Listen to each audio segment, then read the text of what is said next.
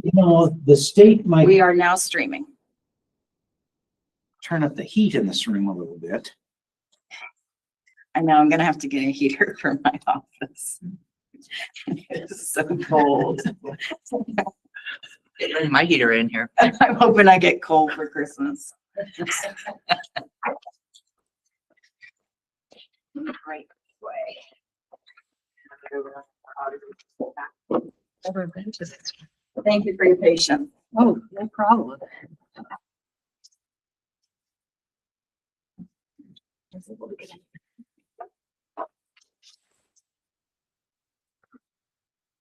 We wish we could welcome you to a warm room.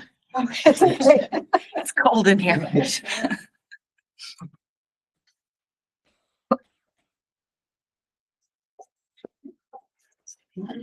Staff presentation is Jason, actually sit here, is one of our auditors. And Jason, if you don't want to be on camera, go to, that camera is right there. So if you don't want to be on it, you're not currently on it. We are back in open session. We welcome our guests. At this time, I'd call on Jason Hacker, who's going to give the staff presentations this month. And what would you like to speak on, Jason? Well, I thought it was just good to discuss my job responsibilities and how long I've been here and stuff like that. That's perfect. That's just what we want. Thanks, sir. Okay, my name is Jason Hacker, and I've been with this agency for about 12 years, 12 full years actually this month. And I oversee PACs, which are the political action committees. There's 5 different types of PACs in the state of Iowa. Each one is created to coincide with a certain candidate type. We have the statewide candidate PACs, or the statewide PACs that coincide with the statewide candidates. And then we have city PACs, county PACs, we have school board PACs, and then we have the local ballot issue PACs. They're a little bit different. They're created to support and oppose the ballot measures and ballot issues. And currently we have about 250 PACs, and they don't change very often. We have about 10 or 20 that dissolve and are created per year. And I also audit and oversee the county central committees. They're great. There's about 198. So there's 2 for every county. There's a Democratic and Republican central committee. I also oversee the out-of-state political committees. They are registered political committees outside the state of Iowa. So they're in any other state or federally. And they don't file the same kind of disclosure reports with us. They just basically create an account and then they file BSRs, the verified statement of registrations, which is basically just listing the contributions that they make to committees in Iowa. And there's currently about 700 of those. They don't dissolve, they just stay around, and some of them list contributions all the time. Sometimes, during election years, sometimes they list one and then we don't hear from them again. And so I also help organizations file OTCs. And that's a one-time contribution. That's for organizations that are not registered political committees that want to just temporarily participate in politics. And that's for any organization that gets more than $1,000 in a calendar year. And it's only a one-time contribution. So they can only do it once as it sounds. I also help organizations and individuals file independent expenditures. That's also a $1,000 threshold. And it's also for organizations that are not registered political organizations. I'm probably the main assistant for importing information into our system. So that's for committees that want to import their data. Really helps committees be more efficient and with redundancy. I work with the data at iowa.gov. They house a lot of our data as well. And I'm probably the main contact for our IT department, QCI. That's what I do normally. In my tenure in my past, I helped create the web reporting system as Nancy knows, she was here. We helped. We had a lot of meetings, a lot of correspondence. That was constructed in 2021 and went online in 2022. That's really helped bring our agency up to speed. And ever since 2003 is when we first web reporting system was created, and that really helped too. And I'll just leave with one interesting fact. We were going through all the old files, and I remember I found this file that was handwritten. It had about 100 pages. It's one report from a pack. Had probably about 2,000 entries in it, and every entry was handwritten, address, someone's name. I can't remember how much. I can't even imagine how much energy was put into that. You know, and nowadays we can just import it, and we're helping the public out a lot, I think. Thank you, Jason. And Thank you. Jason did a great job. He was very nervous about coming and speaking, so Yeah, I think. Not my thing. Oh, no. Good job, Jason. Thank you. Well, what, hey, yeah. Oh, sure. Are there any board members with any questions?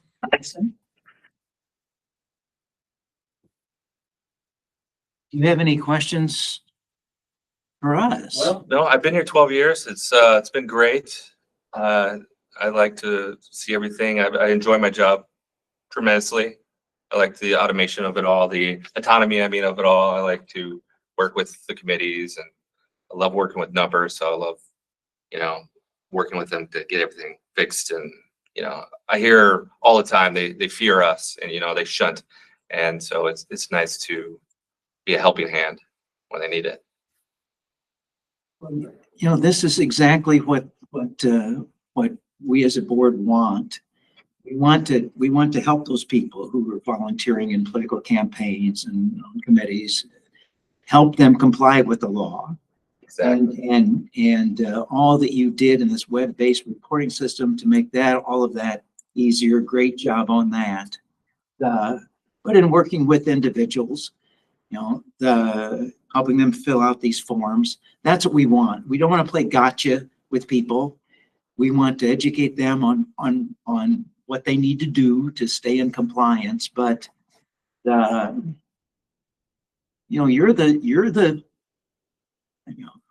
you represent our agency when a candidate or a committee pack reaches out to you. And so the attitude that we're seeing, that we really appreciate that's the hand, that a helping hand is what they get, rather than somebody who'd be difficult to deal with. Sure. So Yeah. but we see your work. I think we're going to see one of your cases later today, an in-kind contribution from a corporation. So we wanted to see where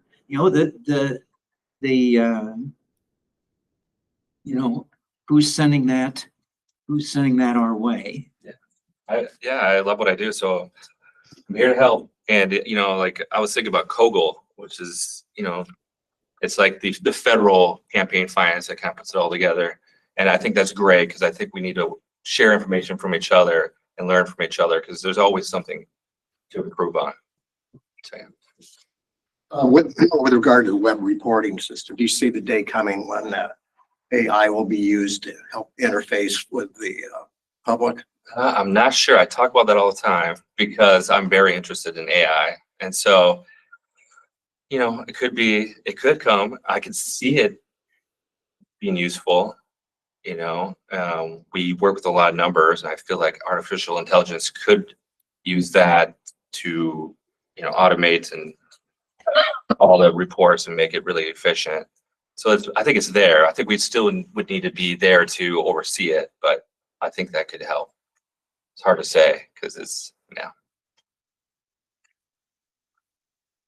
Well, we've talked for years about getting the whole staff together at some point, and we surely want to do that. All of you to have some potluck or something, and personally, express our gratitude for the work that you're all doing. We know that the number of these committees has expanded exponentially over the years, and that your workload has increased. But so we're trying to find that you know, that time where we could do that and, thank you. Thank you. Robert. Yeah, I look forward to that. And, you know, Accept our thanks today. thank you. Thank you. Thanks, Jason. I believe Megan hired him, is that right? I believe so. Yeah, She hired all the good ones.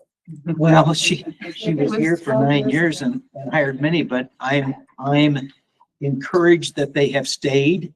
And I'm encouraged by the attitude of every one of them in working with the, the constituencies with that have to deal with this. But, well, now the director's update. All right, so I'll try to keep this short because I know we've been going for a while. Couple things, Jason mentioned Kogel.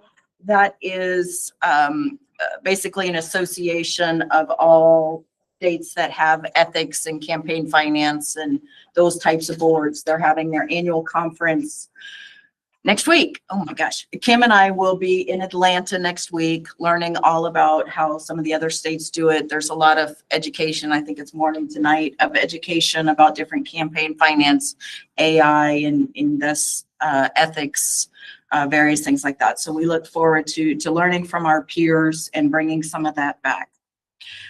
Internally, Kim and I, after the election, we took a little time and put together, did some strategic planning, some things that we noticed during the election, and some things as we kind of became more familiar with the office, some things that we thought could be improved, we could make work better. So a couple of things that have come out of that are we are currently working on developing a case management system.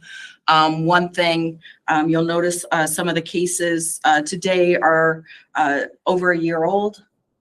So we want to create a case management system that allows us to ensure that all the information is there, that nothing is being lost, and that we continue to review these cases, investigate timely, and provide information back to the board in a timely manner. And so we're hoping that case management system will allow us to do that.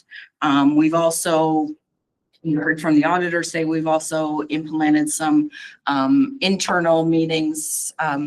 Nancy is stepping up as part of our executive committee to ensure that we have better communication out to the public, that complaints or questions are addressed quickly, sent to the right places, information is gathered, and just sort of that internal, making sure that we're running operationally efficiently, using our resources effectively. And then our auditors are also meeting weekly to ensure that if there's any concerns with any of these campaigns, that it's escalated quickly to legal, to ensure that we can address these things quickly so things don't hang out there for several years. So the other thing that the auditors are doing, and they're doing a fantastic job, is we've tasked them with helping provide some understanding of some better education that we can do. Currently, they're about 3/4 of the way with a script for our first educational video that we're going to be producing. We're looking at trying to do something at least once a month, depending on how busy they are with reporting. We know January will be heavy reporting. So we're putting in place some of these things to try to be more outward facing and providing that education to be a resource to individuals. I've inherited a wonderful staff. Nancy, Jason, the auditors, Kim, they've all gotten together. We're trying to work, eliminate those silos that we were kind of seeing, that we felt were there, and to really, I think I've seen people just really jump on board with trying to provide these. So I appreciate that, and I appreciate the board's support as we do that. And the staff has been very well received with all these changes and meetings, and they're very much on board with it. Well, it sure sounds good to me, doesn't it to you? Everybody's nodding their head. There's some some people in business who really like what you've just said. Well, that's a wonderful report. Any questions of Erica? I'm happy to hear about the case management system because that is always a concern of mine of how the length of time some of the cases take. So I think that's a great step. Yeah, so yeah, hopefully, we're still waiting for some licensing issues, but we've already got a plan in place to develop the case management system. So hopefully that will be operational by the end of January. Oh, wow. That's not that far away. No, not fast enough. Yeah, that's great. And I sure like the idea of involving the auditors in preparing videos to help those who file reports that they audit, and getting them engaged in all of that. I like that. Yep. They're also working on checklists. So in case we're not anticipating any turnover, but as people retire or leave, we'll have checklists in place and uniformity so that regardless of which auditor you have, you'll get the same answers, responses, and helpfulness. Excellent. Any other comments or questions? Well, then, Kim, we have seen these materials, this so-called red tape review materials. We've seen them once before. And we're now at the next stage here. We had our public hearing, and why don't you fill us in on what's happened since we looked at all of this the first time? Yes, yes. I will walk you through it. I've been challenged to do it in 10 seconds, which I might be able to do it in 5 minutes. Let's see what we can do. Yes. So yes, we did have a public hearing. There was no public comment received at that public hearing. We did not receive any in writing. So we're at the next stage, as Chairman Albert indicated. So we are preparing to file a notice of intended action to actually implement these rules. And we do need a board vote to be able to do that. There are 4 basic changes I want to walk through you since the last time you saw these rules. They're outlined in a presentation, a PowerPoint that you have. I'm just going to walk through this quickly. 2 of these changes were directed by the board. 2 of these are new. So I'm going to spend a little more time on the issues that are new to you. The first one is what I'm calling committee disposition in Chapter 4. Now, how this was laid out is that a candidate who changes the office they are seeking has to dissolve the committee and file a new statement of organization. That's how that rule was originally laid out. After discussion with the auditors, they raised that there are some committees that this could really create a huge increase in the number of filings.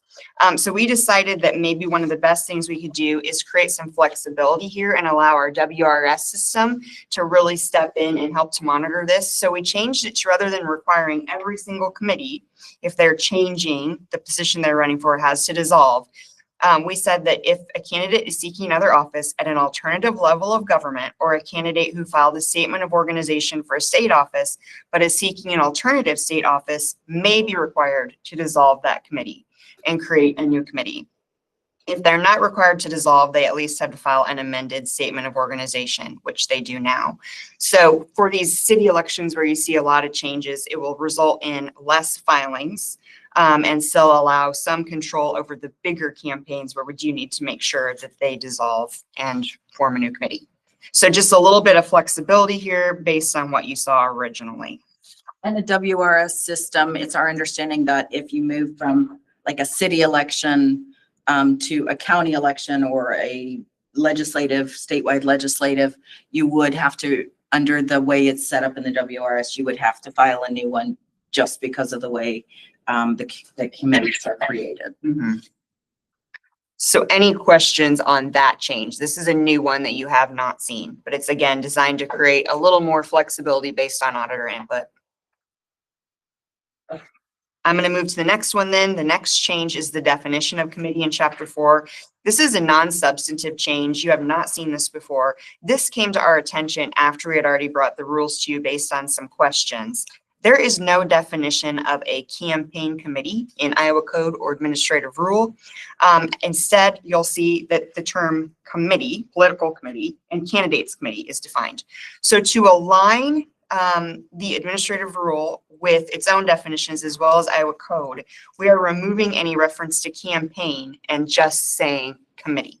So that aligns with Iowa code and administrative code in terms of definitions. So cleans it up. Any questions on that? Okay. The next two changes are easy because these are both changes that the board directed the last time we talked about rules. The first one is chapter 9. As you may recall, we had included some language that talked about what a internal legal review for jurisdiction would be. And we said that if the complaint was not in the jurisdiction of 60-day or B, it had no foundation in law or fact, or it was duplicative of a complaint filed by the same complainant, that we could, as legal staff, determine not to bring that to the board. And the board said, nope, we want to make sure that that is not the case. So what we did is we backed all of that language out. We have it the way it was originally and do not reference any other way to review forms other than the way it was written before. So a complaint will be on forms provided by the board, will be certified under penalty of perjury. It will contain all information required by Iowa Code Section 68B.32B1. You can attach up to 20 pages of supporting document. The board's legal counsel will review the complaint for sufficiency of form. If it's sufficient as to form, the complaint will be returned to the complainant with a statement of deficiency. So that returns it to its original language. Any questions on that one? Okay, the last one is automatic civil penalties. The board again directed that we take a look at whether we could increase the amount retained by the board for the automatic civil penalties from $2 to $10. We had originally proposed $5. We went back and looked at that. We do think that $10 is something that we can do within the way the language is phrased. So we have here changing it from $2 to $10 at the board's direction. So any questions on that change? Okay, other than that, those are all the changes. So if we get approval from the board today to advance to file a notice of intended action with those changes, this will start a process where we'll have another public comment phase. We'll bring those comments back to you if we have any, and then we'll have an adopted and filed rulemaking. So it'll trigger a series of steps that will create the process of actually implementing these rules. But as I said, we do need a vote from the board to ensure that we can advance these further. So will this come up before the Rules Review Committee this next session then? It will, yes. And our deadline under the red tape review is to have this done by the end of January, and is that correct? The end of December. End of December, but we're on track with if it's approved today, correct? Yes, that's right. Now, there was some delay that could cause us to be, to not meet that deadline, but it was not our fault. It was part of the rulemaking process in LSA. So that would be taken into consideration. We would not have any harm from that if there's a delay because of that. So we got bumped because Yes. I had too much to put in there. But you've been clipping right along here in the work that you've done. Oh, yes, You've done we've, a lot. We've followed that. yeah, clipping right along might be an understatement. So, All right, so what do you need a board motion and? yes, we do need a motion and an approval. So a motion to advance these changes. The what notice of intended action, is that what it is? So is there a motion to notice up these changes in our regulations, to ask for public comment on them and begin the process of amending them? So moved. Second. All those in favor? Aye. Aye. Aye. Unanimous. You need anything else? No, I do not. Thank you. Well, good job. And boy, when I saw those 100 pages, I thought, hey, I'd be lucky to get home before dark. You did, but This is why Kim does the rules, because she wants to make sure you have all of the information and she is compliant with ensuring that you guys have all of the information you need to make an informed decision. paid in full. I was like 153 pages of a packet. Oh. I have another board meeting at 5:30. I was a little worried we were gonna go into that one. I should have put a notice on that for you. Yeah. Well, great job. That's a lot of hard work and meticulous grinding work. We see that. Thank you. All right, to the formal complaints the first, the Wyland complaint. All right. Uh, And so some of these, we, as Kim and I kind of got a hold of, what was still outstanding. We've done some review of what's out there. And so some of these are kind of, older. But I will, in the interest of time, I'll just do quick summaries of these. The Keith Wyland, concerning Rick, we'll say Wolf Cooley. In this was accepted by the board back in October of 2024. In this case, there was an allegation, there was concern that the individual had used his public resources to make a campaign video. So it was accepted to review that. After the acceptance, there was a review by the IT department of the Buchanan County. They found, in looking at it, that the individual had used his personal laptop to do the video. He had used Zoom, which is a software that is not used by the county. The only real identifying mark for the public resources was it stated Buchanan County Emergency Management down in the corner, similar to how your names are down in the corner in this specific video. That is something that could be changed. However, it was not changed when the video was made. The video was then posted on this individual's own Facebook and shared on another individual Facebook. It was never put on a public Facebook account. Based on this, we're recommending that there is a lack of probable cause to believe a violation of the use of public resources in making this video exists, and we're recommending dismissal based on that. Having that title as the only thing. There is an advisory opinion that allows individuals to use their job title. And I think his position within the emergency management would be similar to a job title. So that is our recommendation, but we are open to the board's discussion. Any questions of Erica? Is there a motion to dismiss then? I move we dismiss. Second, Leah? Any further discussion at all? Pretty straightforward, I think. All those in favor? Aye. Aye. Aye. It's unanimous. All right, Scott Pack. All right. In Scott Pack, this was also a complaint that had been accepted by the board in that October meeting of 2024. This was open sua sponte from the agency, in which there was a letter from the sheriff's department, or from the sheriff, to endorse an individual who was running for auditor. The letter was on the letterhead, and it was an endorsement. However, that police chief has retired in August of 2025. There's no other information or complaints. So just based on the fact that he is no longer in public service, we're recommending dismissal, but we are open to recommendations from the board.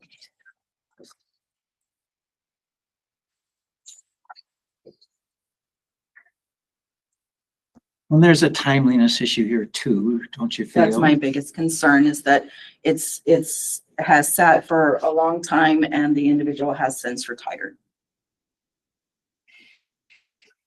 It was also something that was brought directly, sua sponte, that combined with the timeliness, I thought, By sua sponte, you mean?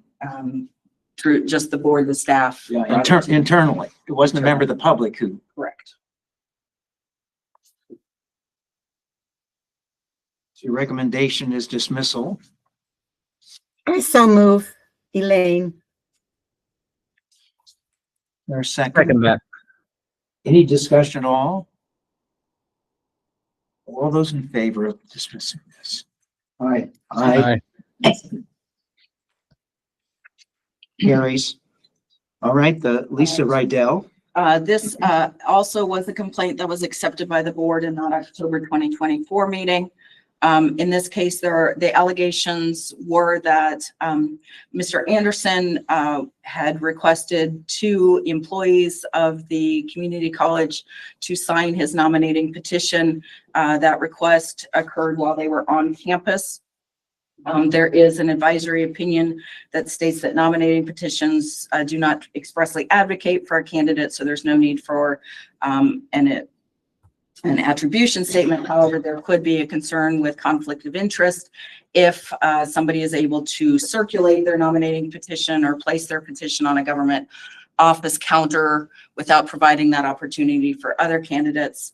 In this case, just the fact that two individuals were asked to sign something in a meeting that happened to occur on campus, I do not believe rises to the level of circulation within the government entity, and also, or placing it on the counter for general people to utilize it. The only government resources were the fact that the request occurred on campus. This also is a complaint that came in about 9 months after the alleged violation actually occurred. And it occurred, I think we're close to, it was in July of 2023 when this occurred. But even if it were a week ago, our own advisory opinion states that nominating petitions aren't express advocacy. And But if you can't just send it throughout the whole government office, circulate it among people, or place it on the counter unless you were going to allow that for everyone to do that. Well, you're recommending dismissal? I am recommending dismissal. Open to the board's consideration. Is there a motion?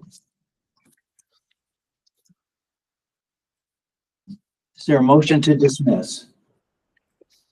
I move to dismiss. I'll second, Leah. Any further discussion? All those in favor? Aye. Aye. Unanimous. You want to take this one? Yeah, we can take the next one. So this is FC 2025-09. This was an acceptance by the board on October 2nd of 2025 regarding Harford-Johnston Committee. In the acceptance, the final report and the corresponding bank statements were not provided. After acceptance, we have tried to communicate with Harford-Johnston Committee and have received no response. So this is why we're bringing forward a subpoena for the board's consideration to obtain the information. Any questions about issuing this subpoena? So you'd add a signature line on behalf of the board then, and we sign this and get it on its way. Sure. Well, this is, it's important. If they won't provide the information, on their own, this is the appropriate thing to do. It's part of our investigations, and I'm glad to see it. Well, is there a motion to approve the issuance of this subpoena on behalf of the board? So moved. I'll second, Leah. All those in favor? Aye. Aye. Unanimous. Do you want to keep it going? Sure. The next case is FC 2025-11. This is an order dismissing the complaint for lack of legal sufficiency.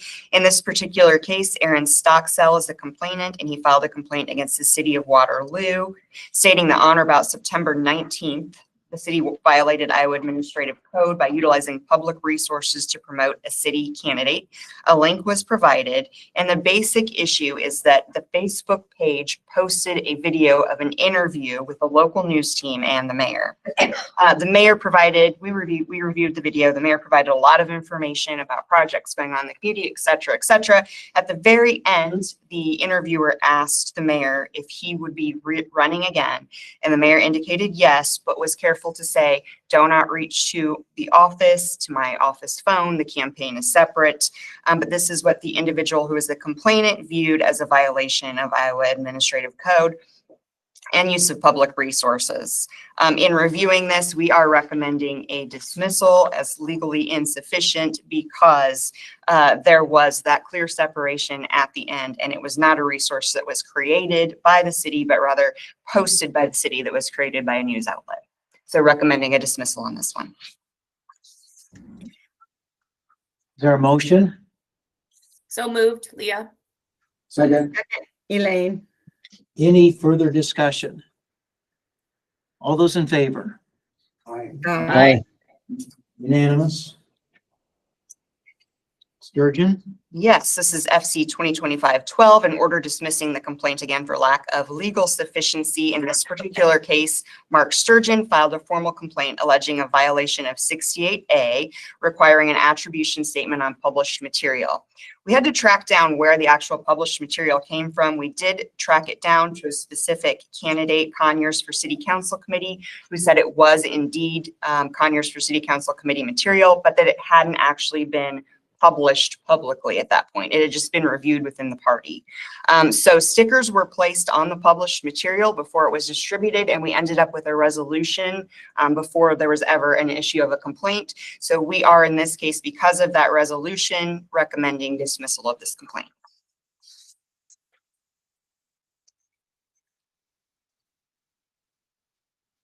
Is there such a motion? Move to dismiss. Second? I second Elaine. Any discussion? Well, all those in favor? Aye. Aye. Unanimous. And the second Sturgeon matter? Yes, this is FC 2025-15. This was also a complaint raised regarding failure to put an attribution statement on published material. The published material in this case is a Facebook page operated by the Lamar's Conservatives. The Facebook page is not designed to expressly advocate the nomination, election, or defeat of a candidate or ballot issue, but rather it promotes numerous candidates and issues aligned with the values of the Lamar's Conservatives. So for this reason, we do not find a violation of Iowa code and are recommending that this also be dismissed.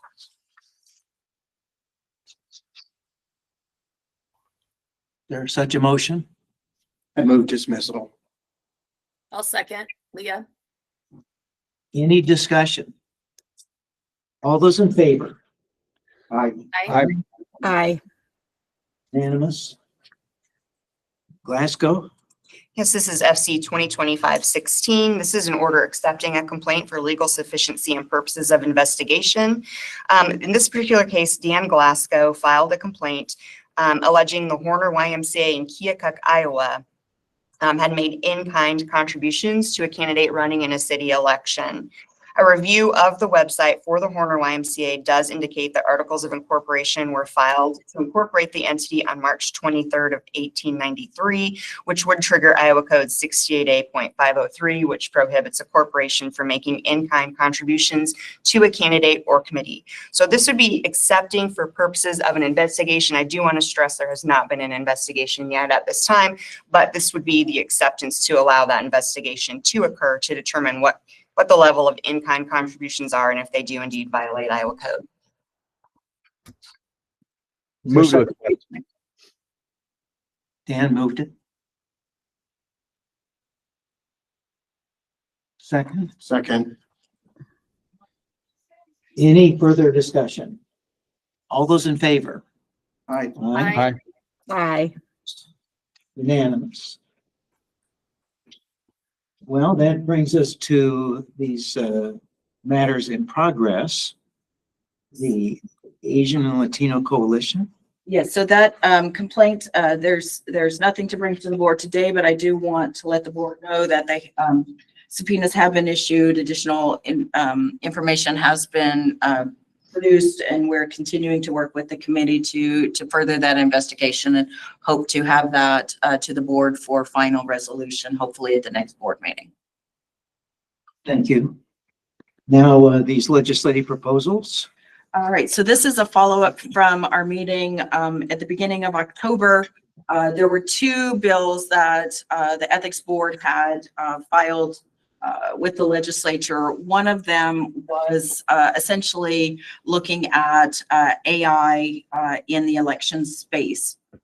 And it became part of a very comprehensive, very difficult to understand bill encompassing everything about AI. In looking at it, it appears that the information that related to the Ethics Board and campaign communications got encompassed in that entire bill.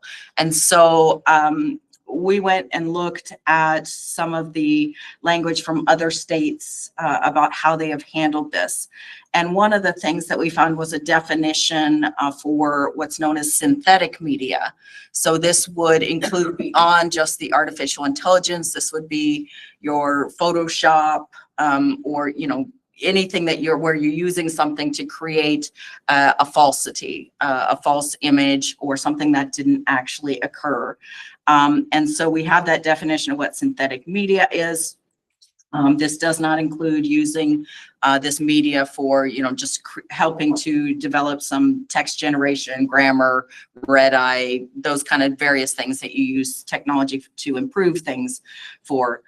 This would require, similar to an attribution statement, if something met the definition of a synthetic media, in addition to the attribution statement, if it was advocating for election or defeat of a candidate or a ballot issue, it would have to include something that says this content generated uses synthetic media, so that the public is aware. The person who is responsible for the published material, similar to the language with an attribution statement, would be the one required to provide that content generated statement. We would adopt rules to kind of put in some more flesh of that. And then we also included, and this was included in the language previously, that disclosure compliant with this does not preclude a private cause of action. We are not in the business of policing the speech, so we don't have any way to look at defamation or any of those other things. But we are just wanting the transparency of this false information to have that disclosure statement. So this, I'm bringing this back to the board for your approval to move forward with presenting this as a recommended legislation for the legislature to consider. Sounds good. Are there other states then that do have this on the books already and they have some experience with it, or? So there's some states have quite a bit of artificial intelligence. We looked at 3 states that had very simple. You have to make sure that you label it as such. And so this definition of synthetic media, I believe, came from a statute in Oregon, and I believe Washington had something similar. North Dakota had something similar, but they used artificial intelligence. I just kind of like this definition better because it was a little broader, and I don't want us to get lumped into that artificial intelligence huge discussion and get it lost again.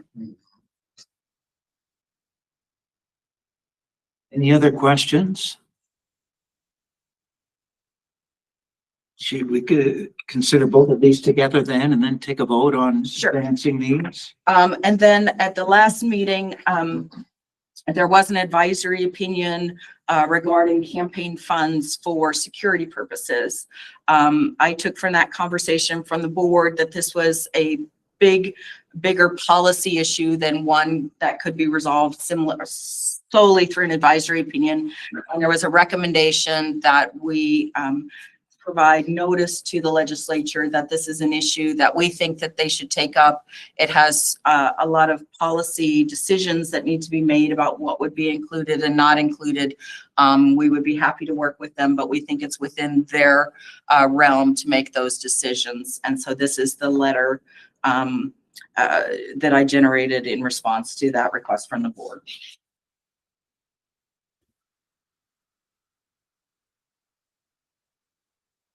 And I am open to any editing. Any comments or questions?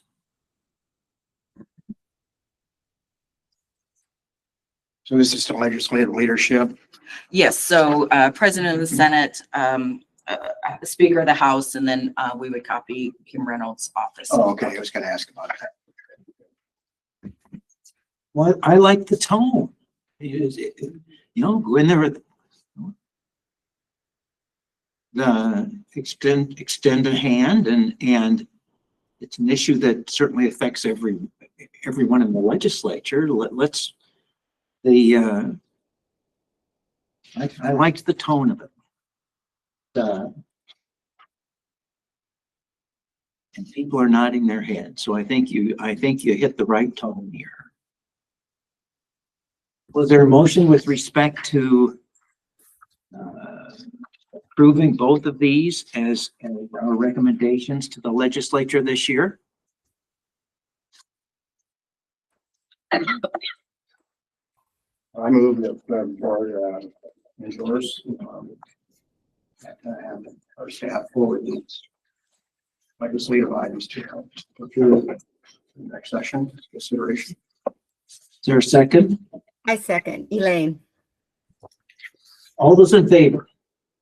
Aye. I, And just so, there is also one bill that I believe was put on the unfinished business for the Senate that also is out there that the board approved last year.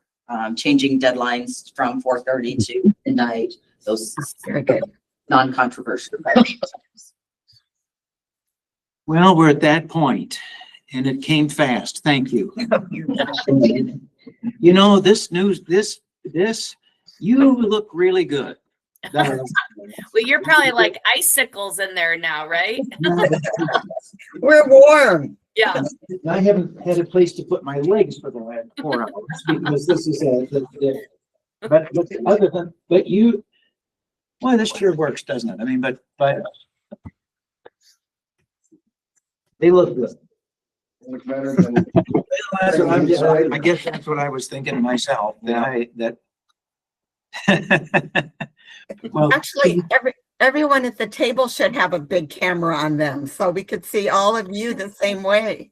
The advantage of coming in person. Yeah, exactly. Because you get little people. oh, really? Yeah, they can just see the table. Ah! Wow. So speaking of future meetings, do you have a plan for kind of setting those meetings, at least for the first half of the year so we can get them on our calendars, or kind of what's the timing for that? I think that's a great conversation that the chairman and I will have immediately following this meeting to look at some dates so that we can get those on the schedule so you guys can have notice of that. And I promise that we will get you materials with a lot more time to review them than you got this time. Thank you. I think the sooner we can get them on our calendars, then we can get there in person. So that will be That's true. helpful. But this works, this really works well. Oh, yeah. We The- can hear great. Yeah. I don't think we lose that much when people are zooming this. I don't think we lose that much at all. You do miss some very nice weather in Des Moines by not driving all the way over on I-80. Darn it. You missed that, but this was a big day for the board. Thank you all. Thank you all. Is there a motion to adjourn? Motion to adjourn. I'll second, Leah. All those in favor? Aye. Aye. Thank you all. Merry Thank you all. Christmas. Happy holidays. Happy holidays. Cheers. Bye-bye. Bye. That was